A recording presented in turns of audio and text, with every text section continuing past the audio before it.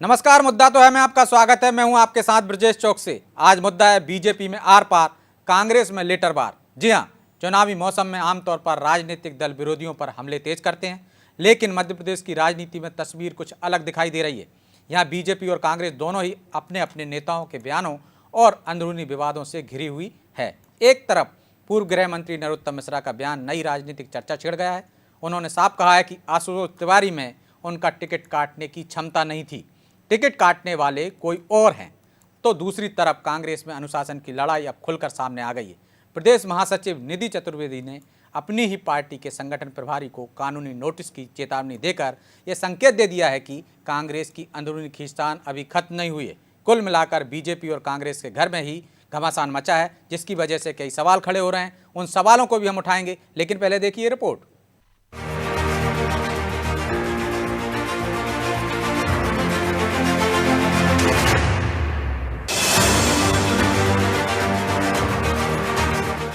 प्रदेश में चुनावी माहौल है। दतिया उपचुनाव चरम पर है, लेकिन इस बीच बीजेपी और कांग्रेस दोनों अपने अपने घर की सियासत संभालने में जुटी है। दरअसल बीजेपी के senior leader doctor Narottam Mishra ने ऐसे बयान दिए जिसकी चर्चा सियासी गलियारों में जोर पकड़ रही है। नरोत्तम मिश्रा ने समर्थकों को समझाते हुए साफ कहा कि आशुतोष तिवारी में उनका टिकट काटने की क्षमता नहीं है, टिकट काटने वाले कोई और है। ये एक वाक्य कई राजनीतिक सवाल छोड़ गया। आखिर नरोत्तम मिश्रा का इशारा किसकी ओर है? क्या फैसला सिर्फ संगठन का था या इसके पीछे कोई बड़ा राजनीतिक समीकरण काम कर रहा था? इतना ही नहीं, नरोत्तम ने समर्थकों से कहा कि गुस्सा गलत जगह मत निकालो और पार्टी मां के समान। वहीं पुलिस प्रशासन को लेकर भी उनका बयान अब चर्चा में है। उन्होंने कहा कि एसपी साहब मैं भूलने वाला प्राणी नहीं हूँ, दोस्ती और दुश्मनी दोनों याद रखता हूँ। अब इस बयान के भी राजनीतिक मायने निकाले जा रहे हैं। अब नरोत्तम के इस बयान पर कांग्रेस ने चुटकी ली और बीजेपी में गुटबाजी समेत कई आरोप लगाए। बदला लेना है, पुलिस प्रशासन से कह रहे हो। आज तो क्या थीम थी दिमाग के अंदर? ये आया थी मेरा कि हमें बदला किससे लेना है। आज तो उसने टिकट काट ली, आज तो उसकी क्षमता है टिकट काटने की। टिकट काटने वाले कोई और है, वहां तक तुम्हारी क्षमता नहीं है जाने की। बिल्कुल राइट। वहाँ हमें बात करनी है, वो हम करेंगे। तुम जानते हो कि हम नहीं ठहरेंगे, हम करेंगे। एसपी साहब, मैं भूलने वाला प्राणी नहीं हूँ, मैं याद है। मैं दोस्ती और दुश्मनी दोनों याद है। देखिए, नरोत्तम मिश्रा ने सही कहा कि आशुतोष तिवारी ने उनका टिकट नहीं काटा है। उनका टिकट जिसने काटा है वो कार्यकर्ता वहां तक पहुंच नहीं सकते। नरोत्तम मिश्रा कितना संदेश आप चाह रहे हो? हर तरह से कार्यकर्ता को संदेश दे रहे हैं कि ये भारतीय जनता पार्टी है, यहाँ आला कमान छोटे कार्यकर्ता की बात नहीं सुनता है। ये नरोत्तम मिश्रा जी लगातार पहले दिन से बताते आ रहे हैं कि कार्यकर्ताओं की पहुंच नहीं है जहां से नरोत्तम मिश्रा का टिकट कटा है। उधर कांग्रेस में भी अंदरूनी कला एक बार फिर खुलकर सामने आ गई है। प्रदेश महासचिव निधि चतुर्वेदी ने अनुशासनहीनता के नोटिस पर अपनी ही पार्टी के संगठन प्रभारी संजय कांबले के खिलाफ मोर्चा खोल दिया है। नोटिस को चुनौती देने के साथ उन्होंने कानूनी कार्रवाई और मानहानि का मुकदमा दर्ज कराने तक की चेतावनी दे दी है। यानी कांग्रेस में अनुशासन लागू करने की कोशिश अब खुली टकराव में बदलती दिखाई दे रही है, जिस पर बीजेपी अब तंज कस रही है। कांग्रेस गुट और गिरोह में बटा हुआ एक कबीलों की लड़ाई वाला संगठन है। किसी कबीले का नेतृत्व कोई नेता करता है, किसी कबीले का नेतृत्व कोई नेता करता है। उनके संस्कार भी कबीलों की लड़ाई जैसे ही है। उन पर बहुत ज्यादा टिप्पणी करना मुझे लगता है समय बर्बादी है। कुल मिलाकर चुनावी रण में विपक्ष पर हमले जितने तेज हैं, उतनी मुखरता अब दलों के भीतर भी दिखाई दे रही है। बीजेपी में नरोत्तम मिश्रा के बयान कई राजनीतिक संकेत छोड़ रहे हैं, तो कांग्रेस में नोटिस और जवाबी नोटिस ने गुटबाजी को फिर सुर्खियों में ला दिया है। अब देखना होगा कि चुनावी दौर में नेताओं की ये खुली मुखरता दोनों दलों के लिए ताकत बनेगी या फिर यही बयान और अंदरूनी खींचतान चुनावी रणनीति पर भारी पड़ेंगे। ब्यूरो रिपोर्ट, अनादि टीवी।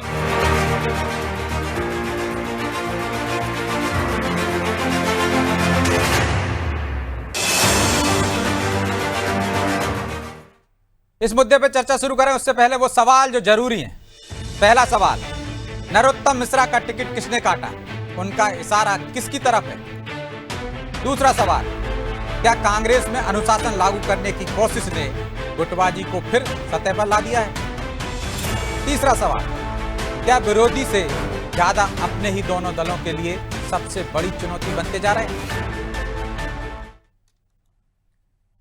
चलिए इन सवालों के साथ इस मुद्दे पर चर्चा शुरू करते हैं। चर्चा में हमारे साथ मौजूद हैं बीजेपी प्रवक्ता दुर्गेश केसवानी, कांग्रेस नेता विक्रम चौधरी और वरिष्ठ पत्रकार रमेश शर्मा। आप तीनों मेहमानों का बहुत बहुत स्वागत है। दुर्गेश जी, शुरुआत आपसे ही करते हैं। नरोत्तम मिश्रा जी को सुना आपने, कह रहे हैं आशुतोष तिवारी में उनका टिकट काटने की क्षमता नहीं है और जिन लोगों ने टिकट काटा है उन तक कार्यकर्ताओं की पहुंच नहीं है। बीजेपी लगातार कहती रही है कि हमारा कार्यकर्ता देवतुल्य है और उसकी पहुंच ऊपर तक है, वही सब कुछ तय करता है। प्रधानमंत्री भी खुद को कार्यकर्ता बताते हैं। लेकिन अब इस बड़ा सवाल खड़ा हो गया, टिकट किसने काटा और कार्यकर्ताओं की ये हालत हो गई पार्टी में।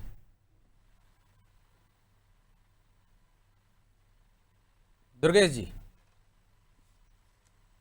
देखिए ब्रजेश जी, भारतीय जनता पार्टी संगठन आधारित दल है और आज जो माननीय डॉक्टर नरोत्तम मिश्रा जी ने अपनी बात में कहा है कि उन्होंने स्पष्ट रूप से कहा है कि कोई टिकट काटता नहीं है पार्टी जिस कार्यकर्ता को मौका देती है वो कार्यकर्ता जनता के बीच में जाकर 24/7 365 दिन 5 साल जनता की सेवा करने का हमारे यहाँ पे ये परंपरा है ब्रजेश। जिस विधानसभा हम हारे होते हैं, जो हमारा कैंडिडेट रहता है जिसने पुराना चुनाव लड़ा है, उसमें से वो निश्चित रूप से जो कैंडिडेट है वो ही वहां पे जनता की दुख में, दर्द में, तकलीफ में खड़ा रहने का काम करता है। यही डॉक्टर नरोत्तम मिश्रा जी ने 2.5 साल तक किया। वो वहां से 3 बार लड़े और वो निश्चित रूप से पूरी ताकत के साथ कार्यकर्ताओं के साथ खड़े हैं। रही बात टिकट काटने की, तो कोई बात ही नहीं है उसमें। जैसा नेताजी ने कहा कि टिकट तो ऊपर वाले, जहां से हमारा प्रदेश का संगठन और केंद्रीय संगठन ये तय करता है कि किस कार्यकर्ता को क्या दायित्व देना चाहिए, और वही इसमें हुआ। हमारे नेतृत्व ने तय किया आशुतोष तिवारी जी वहां लड़ेंगे, तो निश्चित रूप से आज हम सब उनके साथ पूरी ताकत के साथ खड़े। आज आप देखिए कितने कयास लगाए जा रहे थे। व्यक्ति पर नहीं था, संगठन पर था, ऐसा कहना चाह रहे हैं आप? न तो व्यक्ति पर उनका इशारा था, न संगठन था। जो होता है हमारे यहाँ सभी मिलकर आपस में सामूहिक निर्णय करते हैं। उस निर्णय में डॉक्टर नरोत्तम मिश्रा जी नहीं फिट बैठे हो। जो आशुतोष जी को लगा, पार्टी हमेशा नए कार्यकर्ताओं को मौका देने का काम करती है और माननीय नरोत्तम जी ने खुद स्पष्ट आके मीडिया के समक्ष इन सब बातों को कहा है। रही बात बड़ा भोला सा जवाब लग रहा है। दरअसल दूसरा एक और सवाल है मेरा कि एसपी के बारे में ऐसी भाषा क्यों? सरकार आपकी, यदि आपके लोग वहां पे गदर करेंगे तो पुलिस को कार्रवाई नहीं करनी चाहिए क्या? फिर उनको धमकाने चमकाने की जरूरत क्या है?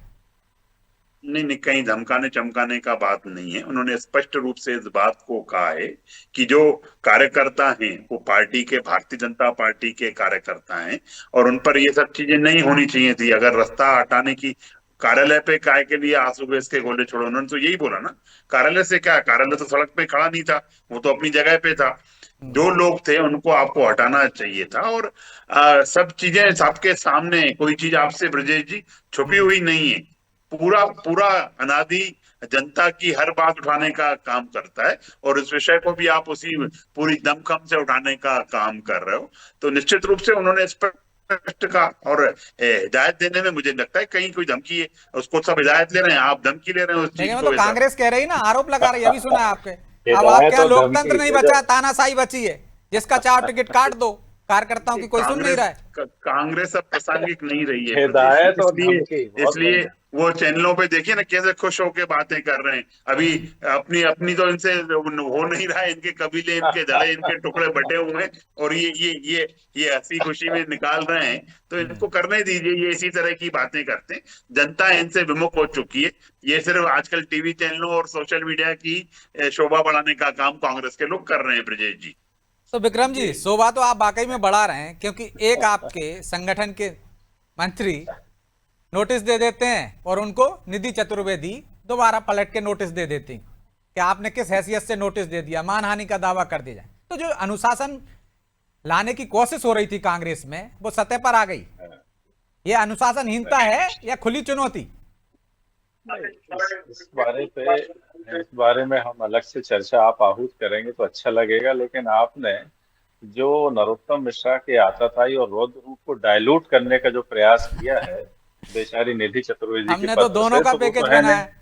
नहीं आपके नहीं यहाँ सर, भी वही देखिए, चल रहा है, पासंग उनके यहाँ भी सर, वही सर, चल रहा है। पासंग तो हो सर, पासंग तो हो। अब मैं तो हंसी इस बात पे आ रही थी कि मैं आशुतोष तिवारी पे हंसूं, कि वो एसपी पे हंसूं, कि वो कलेक्टर पे हंसूं, कि वो एसडीओपी पे हंसूं, कि सब लाइन लगा के पीटे गए हैं, लेकिन राष्ट्रवाद इतना हावी है कि बेचारे मुस्कुराना पड़ रहा है। आशुतोष तिवारी की हैसियत कर दी कि उनको बता दिया कि आशुतोष तिवारी जो है शोभा की सुपारी मात्र हैं, यहाँ दतिया का बाप जी मैं हूँ। देखिए सर, हमारी जो सबसे बड़ी आपत्ति ये रही इस पूरे प्रकरण में, हम बीजेपी ने उनका टिकट क्यों काटा क्यों नहीं काटा अलग विषय है वो, लेकिन हमको दुख इस बात का बहुत ज्यादा हुआ कि 22 साल की सत्ता में एक व्यक्ति का टिकट कटा तो आप समझिए कि पूरा दतिया अगवा कर लिया गया, अपहरण हो गया। तो हाँ, वो तो वही आपने है, दतिया। नहीं जैसे वो सुनिए कह तो रहे हैं ना, नहीं, बीजेपी का कार्यालय कौन सड़क पे आ गया, तो दतिया भी वही है। नहीं, तो अभी एसपी से पूछना चाहिए कि उनको अनुमति किसने दी कि वहां जाके लठ चलाने की। बहरहाल हम ये जानना चाहते हैं, क्या एक आदमी प्रशासन, लॉ एंड ऑर्डर और संविधान से बड़ा हो जाता है कि उसकी टिकट कटती है, पूरा का पूरा जो है क्षेत्र है वो होल्ड पे हो जाता है? तो ये भाजपा ने जो है इस देश को दिया है, भाजपा ने देश को अराजकता दी है, कानून व्यवस्था के प्रति असम्मान दिया है। मैं बार बार ये कहता हूँ कि आप विक्रम जी, वो तो भाजपा उन्होंने को अपने वोट कार्यालय देते पे हैं। किया था, सड़क नहीं पे सुनिए किया तो था। आप, आपके यहाँ भी नहीं, होता नहीं, है, पीसीसी के नहीं, बाहर मेरी भी बात हमने तो देखा सुनिए। है। नहीं, मेरी बात तो सुनिए कि बीजेपी को वोट देने से बीजेपी कितनी मजबूत हुई है तो अलग विषय हो सकता है, लेकिन बीजेपी के नेता इतने बड़े हो चुके हैं कि बीजेपी का संगठन और पूरी सरकार उन पे हाथ नहीं डाल सकती। ये इतने बड़े कैलाश हो जाते तो विजयवर्गीय से टिकट ही क्यों चालू कर, कटता? नहीं, कैलाश विजयवर्गीय को देख लो, पत्रकारों को क्या क्या नहीं बोल दिया, इस्तीफा न हुआ। विजय शाह को लेकर तो सुप्रीम कोर्ट बोल चुका है कि भाई इनको अनुमति दो चलाने की, वो नहीं हो पा रहा है। तो मैं ये कहना चाह रहा हूँ कि बीजेपी को वोट देने से लोकतंत्र की हत्या होती है और नेता नहीं, जनप्रतिनिधि नहीं, आपको बाप जी मिलता है। जो एक बाप जी होता है ना, वो क्षेत्र का एक आपने बाप बन नरोत्तम जाता मिश्रा है। जी पे तो बहुत कुछ बोल दिया, निधि हाँ, चतुर्वेदी पे भी मैं थोड़ा सा निधि जी बोल पे दीजिए। बोलूंगा। नहीं, मैं बोलूंगा सर, उन पे मैं बोलूंगा। अब आप मुझे देखिए कि विषय ये नहीं है, विषय है कि संबोधित कौन कर रहा है, कोई नहीं कर रहा है। मंदिर की चोरी होती है, कोई आवाज नहीं अब आप उठाता, पूरे एक आदमी टाइम उसी धरने में पे ले बैठा लोगे, है। मुद्दे पे आ नहीं, जाइए मैं ना विक्रम निधि जी। जी पे फिर आ मैं रहा जा हूँ। रहा हूँ शर्मा जी के नहीं, पास। भाई हाँ, अब आपके मैं यहाँ ये भी कह वही रहा हूँ, अनुशासनहीनता हो रही है जो नहीं यदि बिल्कुल नहीं, बीजेपी में हो देखिए रही है तो। निधि चतुर्वेदी और संजय कामले आ रहा हूँ, का विषय वो नहीं है, ये क्यों नहीं है? दोनों ना कोई गुट अनुशासनहीनता है। का मामला है ना, वहां नहीं, कार्यकर्ता ये कदर ये कर रहे कोई हैं, वो अनुशासनहीनता है। ये कोई गुट नहीं है। अनुशासनहीनता यहाँ वैचारिक असहमति की है। मैं बार बार आपके चैनल पे आपके नहीं, सामने कह वैचारिक चुका हूँ कि असहमति होती है विक्रम जी, हमारी लेकिन इस तरह पार्टी से। में ये अनुमति होती है कि अच्छा, आप अपनी वैचारिक असहमति को शालीनता के साथ रख सकते हैं। यद्यपि तो इसको कांग्रेस आप शालीनता और मान मैं रहे हैं? स्वयं, नहीं, मैं बोलने दीजिए, यद्यपि मैं और कांग्रेस इसको जो है आ रहा हूँ दुर्गेश जी। उचित नहीं मानती है। मैं निधि चतुर्वेदी जी के इस पूरे प्रयास और इस पूरी जो उन्होंने कार्रवाई की है इसकी घोर आलोचना करता हूं। उनको ऐसा नहीं करना चाहिए। ये तो वैसा ही हुआ ऐसा ना, करके जैसे वो उन्होंने आपने आरोप लगाया विक्रम जी कि बीजेपी में नेता इतने बड़े हो गए, उनका कद इतना बड़ा हो गया, तो भाई आप पर भी लागू होता है। आपके यहाँ भी नहीं, नेता लेकिन इतने सर बड़े हो गए कि नहीं, संगठन नहीं को आंखें सर, दिखा रहे हैं, आप नहीं, कार्रवाई नहीं कर पा रहे। हमारे सिर्फ यहाँ आलोचना कर रहे नेता हो। ऐसा नहीं है कि सड़क पे 25 किलोमीटर का जाम नहीं लग रहा। हमारे यहाँ जो है वैचारिक असहमति है, लेकिन अराजकता नहीं है, हिंसा नहीं है। ठीक एसपी है। को ऐसा खुलेआम दुर्गेश कौन जी धमकी जवाब दे दे रहा है? और दीजिए, वो कह एसपी रहे हैं कि बेचारा आपके यहाँ मुस्कुराने के लिए अराजकता है, हमारे यहाँ मजबूर है। वैसा नहीं है, वैचारिक मतभेद है। छोटा सा जवाब यहाँ दीजिए। तो इन्होंने पूरा दतिया का अपहरण कर अब लिया था। इनको चुप, विक्रम जी हो गया आपका, आ गई आपकी हाँ, बात। हाँ, बोलिए, मैं तो सिर्फ बोलिए साहब। सिर्फ इतनी सी बात कहना चाहूंगा इनके लिए, ब्रजेश जी, आईना कब तक फोड़ते फिरोगे? मानते क्यों नहीं कि दाग चेहरे पर है? आप भाजपा को कब तक दोषी ठहराते रहोगे? आप पहले अपने संगठन को तो देख लो, उस संगठन के क्या हाल है। वो गुटों हम में बटा भाजपा हुआ के, मैंने संगठन टिप्पणी है, नहीं की दुर्गेश कबीलों जी। में बटा हुआ संगठन है, टुकड़ों में बटा हुआ मैंने संगठन है। आप टिकट उसकी कटने चिंता पे तो टिप्पणी कर नहीं नहीं रहे की। हो। मैंने रही उस बात आप अराजकता पे, उस भाजपा पे, हिंसा आप पे बात टिप्पणी कर रहे की हो। है अरे जो आपके एक बाप आंदोलन जी के लड़ाई तो असंतुष्ट देखो, होने से हो जाती है। दिग्विजय मैंने सिंह की संगठन के हितू निर्णय पटवारी पे से कोई नहीं बन टिप्पणी रही नहीं है, की। हरीश जी से मैंने नहीं उस बन रही निजी है, एसपी पे बन टिप्पणी किससे की, रही उस है? असफल जितने कलेक्टर पे कबीले टिप्पणी हैं, की, जितने उस जड़े पूरी हैं, पुलिस जितने पे टिप्पणी टुकड़े हैं, की। चलिए मैं इसकी लौटूंगा आप हैसियत दोनों जो के है पास, वो लौटता हूँ, आप जी ठीक के है। आगे, आगे बढ़ शर्मा रहे जी हैं। को भी विक्रम चर्चा जी, में शामिल कर आपसे लेता हूँ। बात शर्मा बात जी, करो। के आगे शून्य है। नरोत्तम मिश्रा के इस बयान के क्या मायने हैं? और निधि चतुर्वेदी के नोटिस को आप कितना गंभीर मानते हैं? क्या दोनों ही राजनीतिक दलों में उनके अपने ही चुनौती बन गए? बात का उत्तर देने से पहले मैं एक जरूर कहना चाहूंगा जी। कि जब भी कभी डिबेट में मुझे विक्रम जी मिलते हैं तो उनका मुझ पर बड़ा स्नेह रहता है और वो मेरी प्रशंसा से बात शुरू करते हैं। आज पता नहीं उन्होंने नाराज है क्या बात है, मेरा उल्लेख ही नहीं किया। खैर, मैं अब आपको दोनों बातों का उत्तर देता हूँ। निश्चित रूप से ये दोनों घटनाक्रम बहुत आश्चर्यजनक है। इस तरह के घटनाक्रम राजनीतिक दलों में होते नहीं। जहां तक नरोत्तम मिश्रा जी के टिकट का सवाल है, मेरी दृष्टि में टिकट कटा कहाँ? अगर एक बार टिकट अनाउंस हो जाता और उसके बाद उनको काट करके दूसरे को दिया जाता, तब वहां पर टिकट कटने का उल्लेख आता। अब ये ठीक है कि नरोत्तम मिश्रा जी की किसी से बात हुई होगी और बात होकर के फिर उन्होंने काम शुरू कर दिया, लेकिन टिकट जो अनाउंस हुआ है वो पहली बार में ही आशुतोष तिवारी को हुआ है। दूसरा जो घटनाक्रम मुझे बहुत आश्चर्यजनक लगा, आमतौर पर भाजपा की कार्यशैली में इस तरह जो चक्का जाम कर देना, सड़क पर प्रदर्शन आना, स्वाभाविक रूप से इस सारे घटनाक्रम में पूरे चुनाव को बहुत दिलचस्प बना दिया। मान करके चलिए कि ब्रजेश जी इस वक्त नरोत्तम मिश्रा जी तलवार की धार पर आ गए हैं। अगर उसमें पार्टी को नुकसान हुआ तो कहीं ना कहीं सारा ठीकरा उनके सिर पर पड़ेगा। तो जो उनका आज का जो वक्तव्य है, कहीं ना कहीं जो उस दिन का उनका वक्तव्य था वो भी बड़ा इमोशनल जो था, आज का जो वक्तव्य था वो भी कहीं ना कहीं उनके मन में ये बात कार्यकर्ता लगे और उसको जुटे। तो ये वाकई चुनाव दिलचस्प, बहुत ज्यादा दिलचस्प हो गया है। दूसरा एक और बात जो मुझे लग रही, जो निधि चतुर्वेदी वाली बात, ऐसे उदाहरण कांग्रेस में है कि कई बार अनुशासनहीनता का नोटिस गया है और उन्होंने आकर के अधिकारी को बताया है, लेकिन मानहानि का नोटिस दे देना ये अपने आप में बहुत अद्वितीय है। मानहानि का नोटिस उन्होंने किस परिस्थिति में दिया, किस बात को लेकर के दिया, ये वाकई बहुत आश्चर्यजनक है। और मैं समझता हूँ समय के साथ कहीं ना कहीं जो अधीरता का भाव आ रहा है, अधीरता के साथ साथ कहीं ना कहीं जो एकाकीपन आ रहा है, उसका ही कहीं ना कहीं प्रदर्शन भाजपा में दिखा और उसका ही प्रदर्शन निधि चतुर्वेदी के उसमें दिखा। ऐसा गांधी जी के समय भी कई बार हुआ है कि नोटिस अगर गया है, नोटिस गया तो उन्होंने जाकर के अधिकारी से बात की है, नोटिस वापिस हुए हैं। ऐसे नोटिस भाजपा में भी वापिस हुए हैं और कांग्रेस में भी वापिस हुए हैं, लेकिन मानहानि का नोटिस दे देना ये वाकई बहुत आश्चर्यजनक बात है। अब देखना यह है कि इन दोनों घटनाक्रमों पर भाजपा हाईकमान नरोत्तम मिश्रा जी के वक्तव्य पर क्या स्टैंड लेता है और कांग्रेस हाईकमान निधि चतुर्वेदी पर क्या स्टैंड लेता है, इस पर आगे की मुझे लग रहा धारा कुछ निर्धारित निश्चित होगी। जी, तो आगे पता चलेगा संगठन क्या निर्णय लेता है। लेकिन दुर्गेश जी, तलवार की धार पर आ गए नरोत्तम मिश्रा। यदि नुकसान होता है तो पार्टी को गंभीरता से विचार करना पड़ेगा। देखिए, कहीं कोई नुकसान नहीं हो रहा है। माननीय नरोत्तम जी जन जन के नेता हैं और उन्होंने चुनाव प्रचार संभाल लिया है। वो जनता के बीच में है। आदरणीय रमेश जी वरिष्ठ पत्रकार हैं, वो राजनीति को बड़ी करीब से देखते हैं। जो जिन बातों पर वो बोल रहे हैं, निश्चित रूप से वो सब बातें सभी के संज्ञान में है। और यह बात भी कि नरोत्तम जी को जो टिकट था वो जब घोषणा ही जब एक हुई तो टिकट कटना नहीं माना जाएगा। ये कि होता रहता है, ये राजनीति में ये सब चीजें संभव हैं। और आज तो फिर तो गदर भी नहीं होना चाहिए ना बीजेपी में ये परिपाटी भी नहीं है। देखिए, कहीं कोई परिपाटी नहीं है, पर भावावेश जो कार्यकर्ताओं का एक उफान था वो बहुत लंबे समय से वहां कार्यकर्ताओं के बीच रहे हैं। और नरोत्तम जी के स्वभाव से आप भी वाकिफ हैं, रमेश जी भी वाकिफ हैं और हम भी वाकिफ हैं। वो सबको अपना मानकर काम करते हैं पार्टी में। और रही बात हारने और वो वाली, तो वो कहीं से लेकर कहीं तक नहीं है। हम बड़े अच्छे मार्जिन से जीत रहे हैं। जो फूट कांग्रेस में है, जो टूट कांग्रेस में है, और आप जिस तरह से आज आपने एक विषय और साथ में लिया है, तो कांग्रेस का ये कल्चर ही ये है कि एक दूसरे को नोटिस थमाने का काम करते हैं। फिर अब मानहानि तो ये हम पहली बार, निश्चित रूप से रमेश जी जैसे बोल रहे थे, वो पहली बार सुनने का काम कर रहे हैं। तो कांग्रेस में ये सब चीजें एक हमेशा के चलने वाली चीजें हैं ये। और वो तो खुद इस चीज को भी एक्सेप्ट करते हैं कि जीतू पटवारी का गुट अपना गुट है, दिग्विजय सिंह का गुट अपना गुट है, कांतिलाल भूरिया का अपना गुट है, अजय सिंह राहुल भैया का अपना गुट है, अरुण यादव का अपना गुट है। एक लंबी उनमें वो तो खुद भी स्वीकार करते हैं। विक्रम जी, आप लोग भी स्वीकार करते हो गुटबाजी है, आंतरिक लोकतंत्र है, लेकिन ये नया कल्चर आ गए। अब कोर्ट में भी घसीटेंगे अपने नेताओं को। अभी तक तो मंचों पर बोलते थे, बंद कमरे में बोलते थे, नारेबाजी करते थे, अब कोर्ट कचहरी भी करेंगे।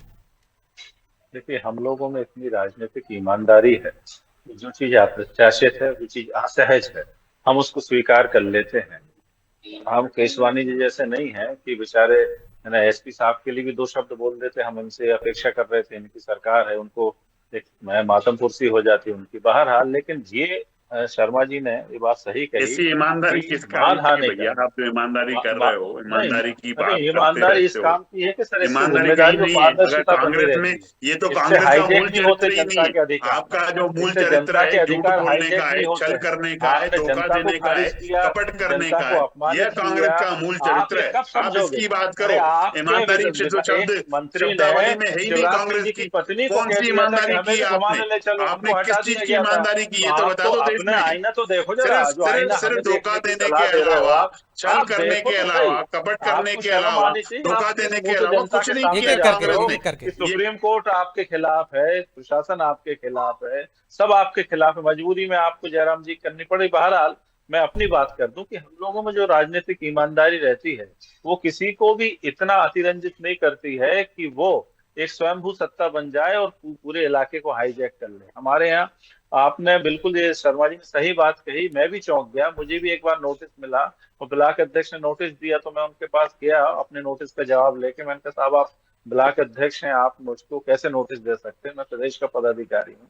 तो ये तो सब ठीक है, वो चलता है, ये सब आप भी जानते हैं, हम भी जानते हैं। लेकिन जो मानहानि की बात आई है वो इतनी ज्यादा आश्चर्यजनक है। और व्यक्तिगत तौर पर मैं बड़ा ठीक है, एक निराश छोटा सा हूं जवाब कि शर्मा जी से भी ले लेता हूं। ठीक है, आगे मैं विक्रम जी निराश हूं आपकी कि बात। ये नहीं होना चाहिए। ठीक है, लेकिन शर्मा जी दोनों ही दलों में अंदरूनी कलह चल रही है, क्या इसका तीसरे को फायदा मिल जाएगा क्या? एक तरफ हम देख रहे हैं राजेंद्र भारती नाराज हैं, अवधेश नायक नाराज हैं, इधर यदि हम मान लें कि नरोत्तम मिश्रा मैदान में उतर गए हैं, लेकिन जो उनने दर्द उनका जो सामने आया था कहीं कार्यकर्ताओं ने, उसकी वजह से पार्टी का साथ नहीं दिया, तो तीसरा फायदा उठा ले जाएगा।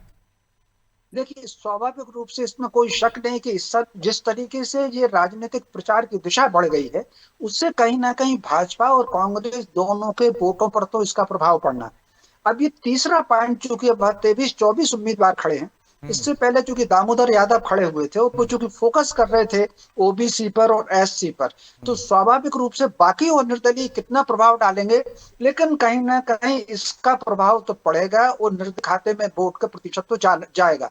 अब वो कांग्रेस को नुकसान होगा कि भाजपा को होगा, मोटे तौर पर ये माना जाता है, भविष्य दृष्टा तो कोई नहीं है, मोटे तौर पर माना जाता है ओबीसी का वोट अगर थर्ड फोर्स पर गया तो उसका नुकसान भाजपा को है, और एससी का वोट अगर थर्ड फोर्स पर गया तो उसका नुकसान कांग्रेस को है। तो स्वाभाविक रूप से थर्ड फोर्स पर कितना वोट जाता है ये देखने की बात है। लेकिन फिर भी एक बात जो मुझे आकलन में लग रही है, पोलिंग का परसेंटेज पिछली बार से अधिक होगा, ऐसा मुझे लगा जी। और अधिक होगा, वो किस तरफ जाता है ये तो आने वाला समय बताएगा। बहरहाल हमारे पास समय नहीं, इसलिए आप तीनों का बहुत बहुत धन्यवाद चर्चा में शामिल होने के लिए। तो दतिया में चुनाव रोचक हो गया है क्योंकि दोनों ही दल अंदरूनी कलह से जूझ रहे हैं। अब इसका तीसरा फायदा उठा पाता है या नहीं उठा पाता, ये तो आने वाला समय बताएगा। बहरहाल मुद्दा तो है, मैं इतना ही, मुझे दीजिए इजाजत और आप देखते रहिए अनादि टीवी। नमस्कार।